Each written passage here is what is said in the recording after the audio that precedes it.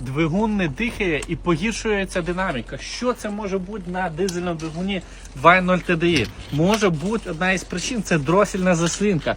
Перекриває воздух і двигун не дихає. І тоді, коли ви розганяєтесь, таке враження, що він взагалі без турбіни. Пізно доходить воздух до турбіни. Поздно доходит воздух до турбины.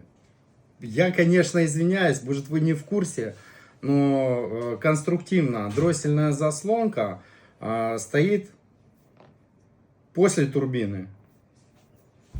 І турбіна включається за запізненням.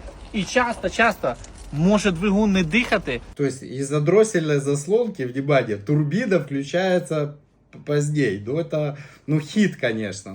Ну ладно.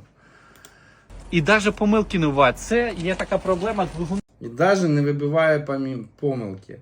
Значит, уважаемые, смотрите, вы держите в руках дроссель с сервоприводом с датчиками положения угла дроссельной заслонки. И в данном случае, если вы увидите отклонение, то ошибку выбьет по-любому.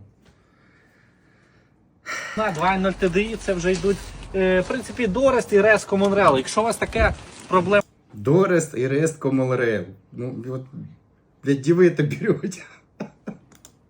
є, і ви вже бачите, що у вас двигун задихається, одна із причин можете перевірити, зняти дроссельну заслонку. Може бути забита або взагалі вже не працює. Якщо треба дроссельні заслонки, дивіться.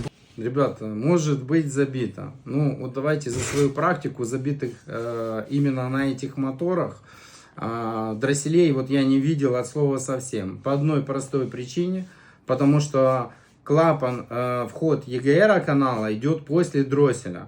То есть, в самой дроссельной заслонке таких чудес там не бывает. 2.0 на двигуни Common Rail є в гарному стані, з малими пробігами. Звертайтесь, компанія Вестауто. Ну, это хорошо, что есть с малыми пробегами.